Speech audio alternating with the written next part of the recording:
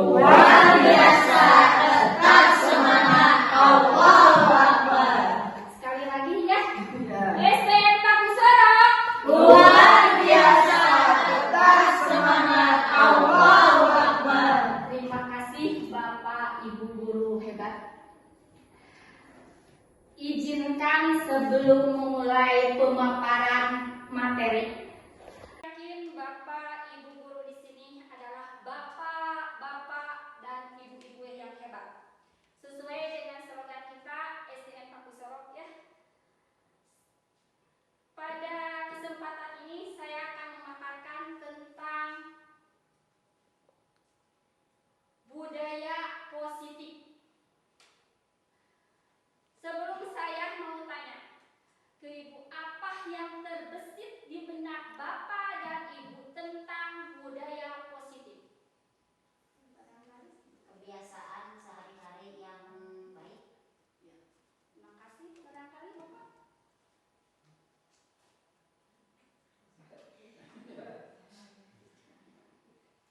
Baiklah,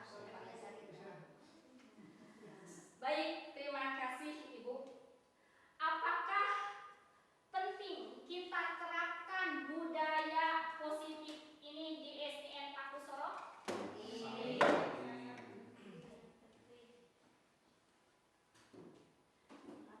Mengapa penting budaya positif diterapkan di STN Pakusoro? Barangkali siapa? Masuk sehingga harus lebih ditekankan lagi ya, untuk diberikan contoh apalagi gitu.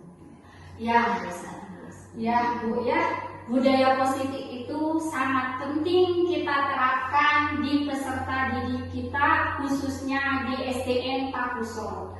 Karena budaya positif ini dapat menumbuhkan motivasi diri, khususnya pada siswa.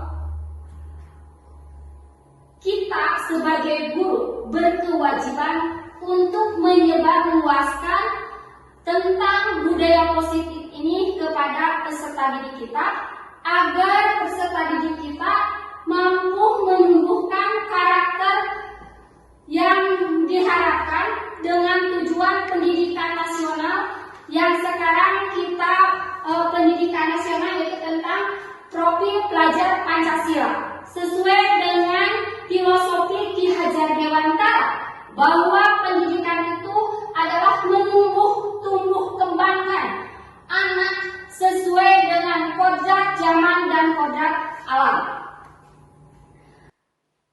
Baik Bapak Ibu, untuk mengefisien waktu, di sini ada beberapa konsep inti yang akan saya kembangkan dari budaya positif ini.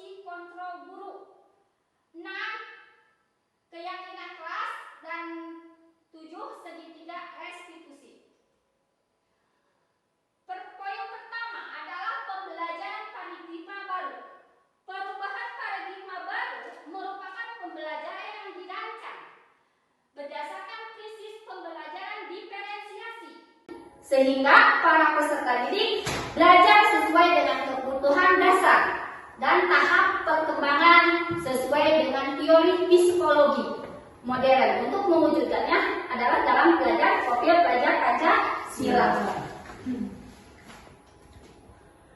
Sekarang perubahan paradigma belajar.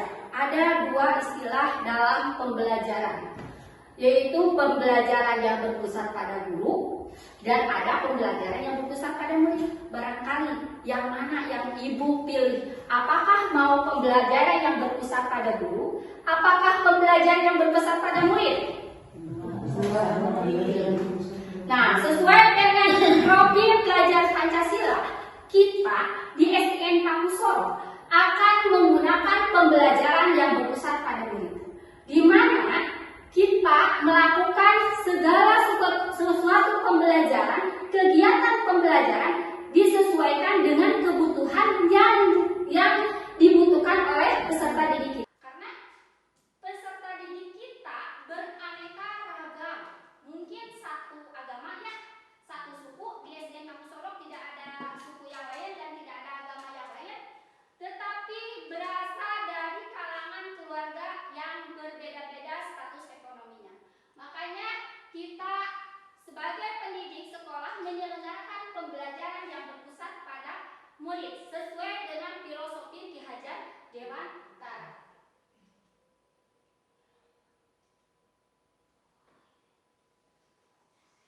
Disiplin positif di sini suatu cara penerapan disiplin yang mengajarkan anak kesadaran diri berdasarkan nilai kebajikan.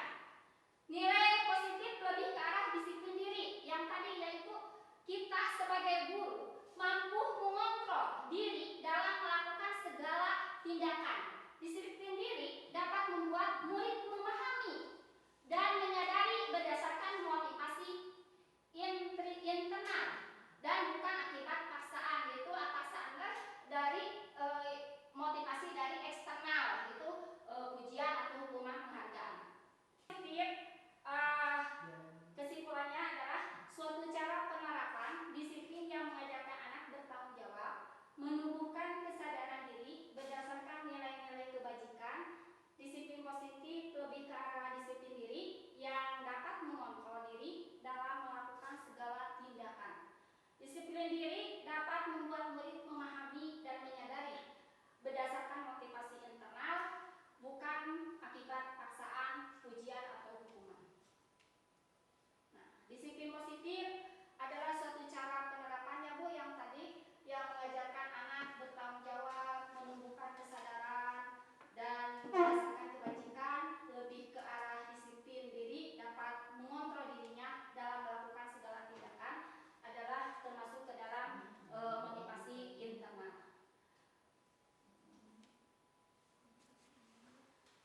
Seorang guru yang baik memiliki kemampuan dalam mewujudkan budaya positif di sekolah.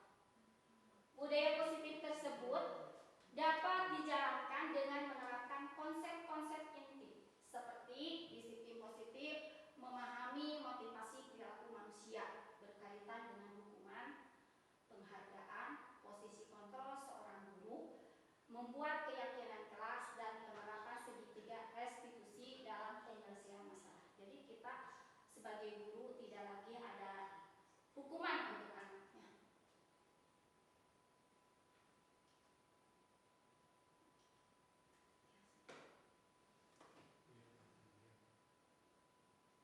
Nilai-nilai yang disepakati, ya Bu.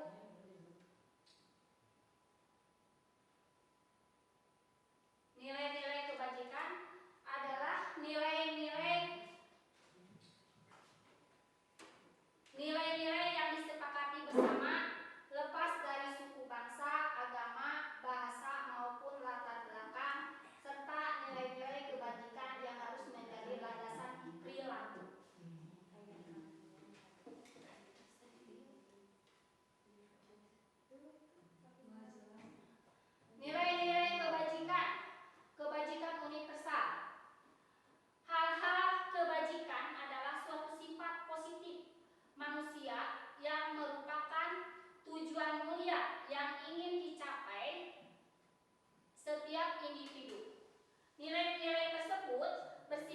universal dan lintas bahasa, suku, bahasa, dan agama maupun latar belakang. Setiap perilaku memiliki suatu tujuan menurut Dr. Lilian Gesser ya. Dengan mengaitkan nilai-nilai kebajikan yang diyakini seseorang, maka motivasi intrinsiknya akan terbangun.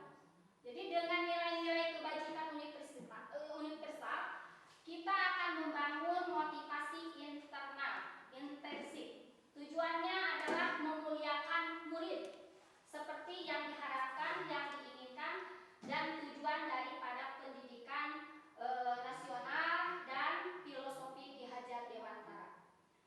Nilai-nilai kebajikan yang ingin dicapai oleh setiap anak Indonesia, kita kenal dengan profil pelajar Pancasila, yaitu beriman dan bertakwa kepada Tuhan Yang Maha Esa, mandiri, bernalar kritis, berkeanekaraan global, bergotong royong, dan kreatif.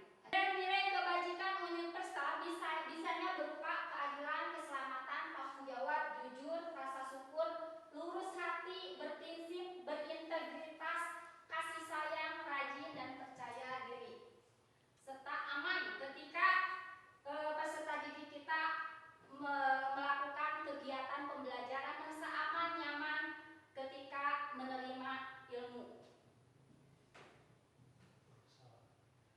Keempat, kebutuhan dasar manusia. Seperti apa kebutuhan dasar manusia? Yaitu kebutuhan untuk bertahan hidup, Bu. Seperti kasih sayang, rasa diterima ketika dia berekspresi atau mengeluarkan pendapatnya, diberi kebebasan ketika ada di dalam pembelajaran. Seperti kita kan tidak menolak ya, karena sekarang zaman IT. Jadi si anak yang sudah kelas 6 yang dirasakan oleh saya ketika kegiatan pembelajaran dalam kelas itu menggunakan media, yaitu seperti HP, dipergunakan untuk kegiatan pembelajaran. Jadi diarahkan si anak itu, tidak menolak karena zaman itu sudah beda dengan zaman kita ketika mencari ilmu cuma dengan buku-buku. Sekarang anak sudah bawa alat komunikasi berbentuk HP, bisa digunakan sebagai media pembelajaran, diberi kebebasan untuk mempergunakannya. Dalam melakukan kontrol ada 5 posisi kontrol yang bisa digunakan oleh guru. Barangkali siapa yang tahu, yang terbesit di ibu tentang posisi kontrol kita sebagai guru?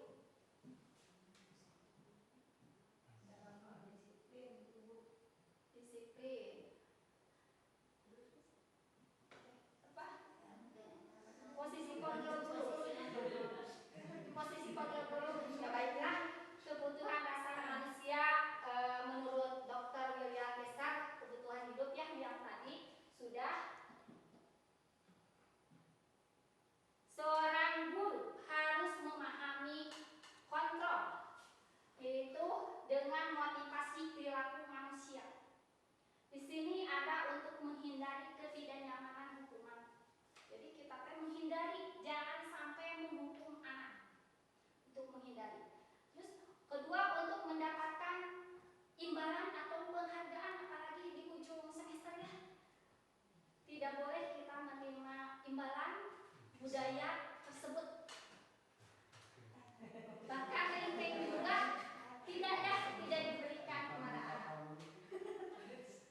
Untuk menjadi orang yang mereka inginkan, untuk menghargai dirinya sendiri dengan nilai-nilai yang mereka percayai. Jadi kita seorang guru harus mampu menjadi orang yang menginginkan seorang murid itu percaya diri dengan kemampuan yang mereka miliki.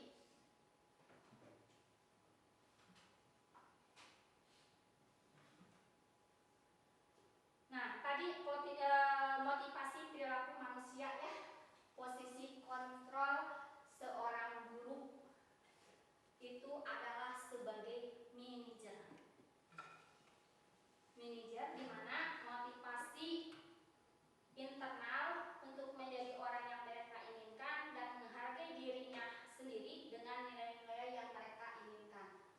menghindari hukuman dan penghargaannya yang seperti yang saya katakan, bahwa kita tidak boleh menerima hadiah atau imbalan apapun dari peserta didik kita.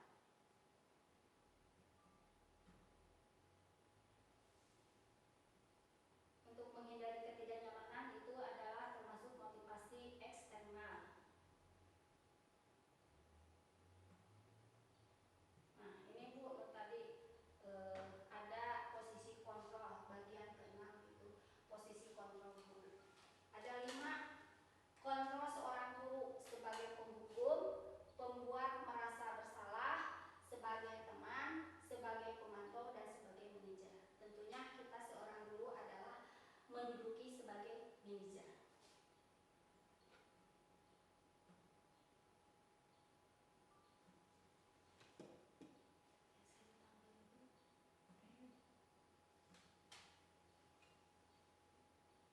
Nah, 5 posisi kontrol. Di sini ada motivasi guru berbuat penghukum. Coba nomor 1 adalah identitas gagalnya seorang guru. Ketika 5 posisi kontrol itu menghadik atau menghakimi, ya, menunjuk-nunjuk. Jadi ketika di kelas kita kegiatan pembelajaran, sebetulnya kita tidak boleh menunjuk-nunjuk anak, menyuruh anak. Jadi anak itu keluar gagasannya sendiri. Ini 5 posisi kontrol. Kalau kita sebagai guru haruslah membuat alasan dalam menjawab atau memberi jawaban kepada murid.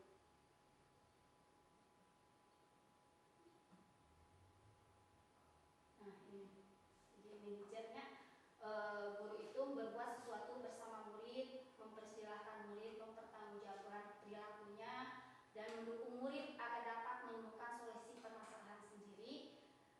Posisi manajer mengacu pada restitusi yang dapat dijadikan murid sebagai manajer bagi dirinya sendiri, sehingga tercapai identitas positif berhasil pada murid tersebut. Jadi kita bisa mengontrol murid sebagai guru. Dalam proses menciptakan budaya positif, Bu, adalah dengan melakukan kolaborasi. Tidak bisa kita sendiri berjalan sendiri, tetapi kita perlu ada kerjasama, kolaborasi baik pihak sekolah maupun dengan orang tua murid, agar budaya positif ini jangan hanya dilakukan di sekolah saja. Kadang kita secara realita, ya, anak lebih taat kepada gurunya, ya. Kadang-kadang di rumahnya si anak lebih tidak sopan kepada orang tuanya. Makanya dengan budaya positif ini, dengan dibudayakan pada peserta didik, si anak itu mampu menumbuhkan karakternya dimanapun mereka berada, di lingkungan manapun. Nah, ini sekian pemaparan tentang budaya positif. Mudah-mudahan kita sebagai guru mampu menumbuh kembangkan, membudayakan budaya positif ini, menularkan pada peserta didik ini, bukan saja di SDN Takusoro, tetapi di seluruh peserta didik di Indonesia, sesuai dengan tujuan pendidikan kita, yaitu pendidikan nasional dengan profil belajar Pancasila. Sekian pemaparan modul saya sebagai salah satu tugas pendidikan guru penggerak dari SDN Takusoro, Kabupaten Bandung, Angkatan 10. Saya ucapkan terima kasih atas kehadiran Bapak dan Ibu guru semua untuk mendengarkan pemaparan, walaupun banyak kekurangannya. Mohon maaf karena keterbatasan saya untuk menyampaikan pemaparan ini. Mudah-mudahan tujuan pada umumnya adalah kita untuk membudayakan budaya positif kepada peserta didik kita. Salam terima kasih, salam guru penggerak, tergerak, bergerak, dan menggerakkan. Assalamualaikum warahmatullahi wabarakatuh.